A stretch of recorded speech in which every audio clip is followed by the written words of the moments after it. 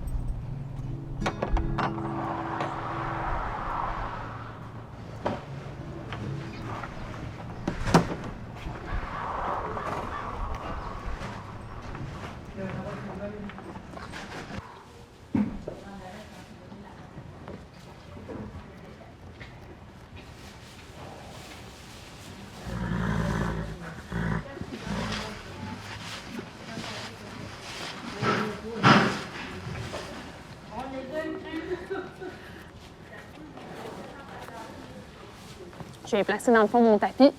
Je te dirais, là, pas mal à la moitié de son épaule. Okay. Tu sais, fait que souvent, après ça, là, une fois que notre tapis est placé, j'aime mieux qu'il soit un petit peu plus en avant puis le reculer que d'être obligé de le remonter à rebrousse-poil. Fait que tu sais, souvent, c'est ça. Je le place à moitié de l'épaule puis après ça, on vient placer notre ciel. Fait que je viens s'engluer un petit peu, je m'accote, je mets mon hardillon, en fait, dedans, puis je le ramène vers moi, tranquillement, comme ça.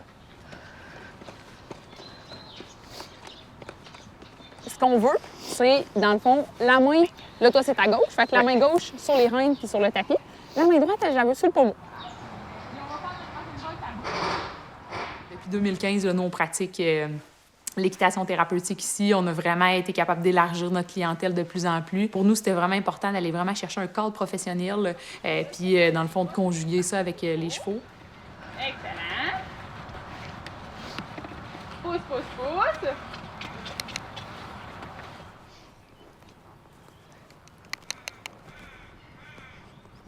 En fait, c'est en remontant à cheval que j'avais réalisé que j'étais en dépression parce que ça m'allumait plus. Ouais.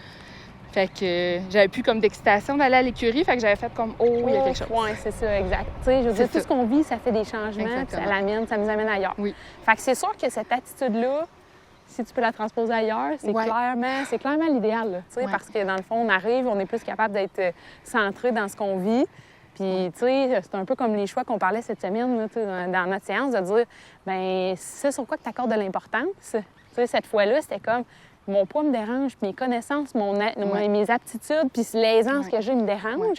Je focus là-dessus, je finis bien déçue de moi-même. Tu sais, un peu comme là, tu as dit, j'ai fait un choix de vivre le moment présent, mais plus on se travaille à faire ce choix-là, plus dans notre quotidien, ça s'imbrique de façon naturelle aussi.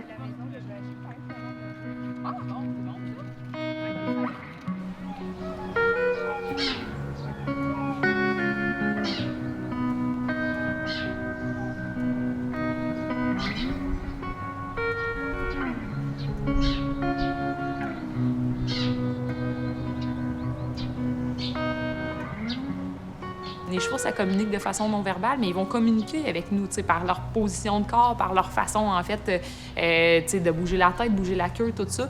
Ils ont vraiment plein de signaux qu'ils vont nous envoyer.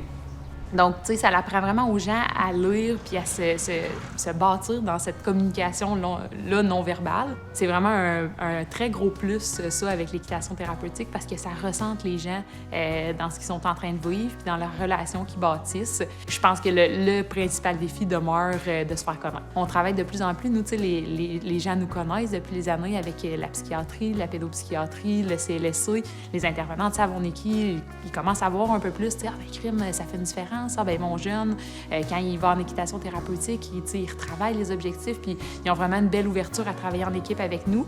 Mais ça a été à construire, là, parce qu'initialement, tu cognes à une porte, puis tu dis hey, « moi, je fais de l'équitation thérapeutique », puis les gens sont comme « prouve-moi que ça peut faire une différence dans le quotidien des gens ».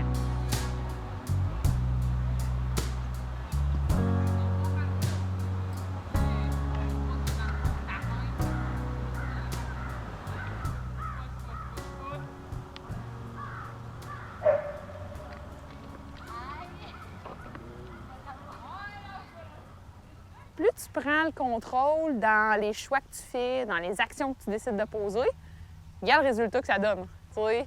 Les premiers tours de piste, c'était moi qui poussais en arrière comme « Let's go, Rosalie, là, motive-le! » Puis, tu sais, c'était lourd. Mais quand toi, tu as décidé que « OK, non, je suis capable, je le motive, on y va », bien là, on a une belle différence, là. T'sais, fait que n'importe quel défi, si tu le prends dans cet angle-là, que tu fais le choix conscient d'avoir le goût de le relever, bien, l'attitude le suit aussi, là. La détermination est plus facile à aller chercher. Bon, good job, excellent.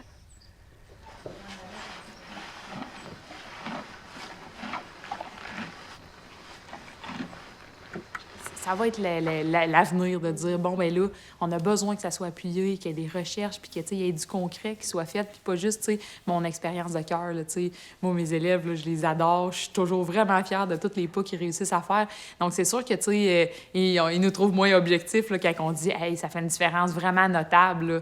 Mais honnêtement, là, tu sais, j'ai assez d'expérience dans le domaine pour dire, c'est pas juste construit sur quelques expériences, ça fait une différence dans le quotidien des gens qui viennent faire une démarche là, ici.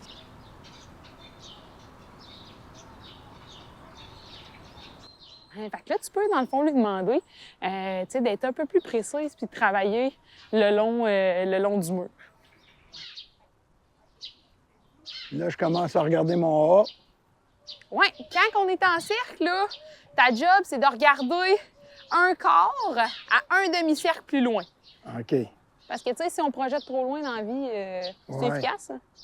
Si tu projettes, mettons, dans 2 ans, ce que tu veux, avec ben de la précision, pas l'idéal, hein? Non. Faut avoir un objectif général, fait qu'il faut juste projeter pas trop loin. Fait que, mettons qu'on est ici, là, ta job, c'est de regarder jusqu'au baril bleu où est-ce que tu veux l'amener.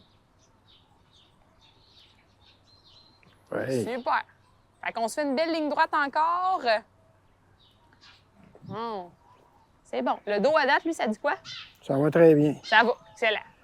J'avais pris un petit relaxant musculaire. Bon, donne une petite chance au corps de suivre la chose, là, tu sais. À 73 ans, là, On a le droit. on a le droit. Je pensais que c'était fini pour moi, l'équitation. Bon, puis côté continuité, Georges, de notre exercice, est-ce qu'on se planifie quelque chose où on reste au pas ou tu souhaiterais dire, je l'essaye peut-être un peu au trop, voir ce que ça dit, mais tu sais, je voudrais juste pas qu'on pousse trop à la machine, là. Non, je trotterais un peu. Ouais. Un peu. Yes! On l'a, excellent. Là, toi, relaxe ta jambe bien qu'elle trotte bien. Là, elle Pousse, conteste. pousse. Là, elle est comme, ouais, ça me tente pas trop de trotter, j'aurais plus le goût de me concentrer sur les mouches, mais sa job, c'est d'y aller. Ouais. Excellent. Allez, ma belle. Ton talon, oublie pas de le baisser en bas. On continue. Là, lève tes yeux, Georges, vers les cônes oranges. Puis on refait notre cercle à gauche. On va terminer là-dessus, ça nous le fait bien. Puis elle a une personnalité qui est pas dans... C'est pas un cheval qui est capable d'être tant que ça, un cheval de tête. Fait que quand elle prend le dessus, Ouais. elle devient insécure. Plus elle est insécure, plus elle cherche à prendre le dessus, mais en s'en allant n'importe où. OK. Elle cherche ses points de repère. Ta job, ce qu'elle est en train de t'enseigner, c'est « Hey, Georges, sois ferme, mais prends ton temps. » C'est ça. Tu sais, on peut être ferme puis être bienveillant, mais en même temps de prendre notre temps, tu sais, dans nos actions. Doucement. On n'a pas besoin d'être au grand galop pour avoir un plaisir immense. Puis en même temps, c'est bon pour l'âme, c'est bon pour le cœur, ça me fait tellement de bien, si vous saviez.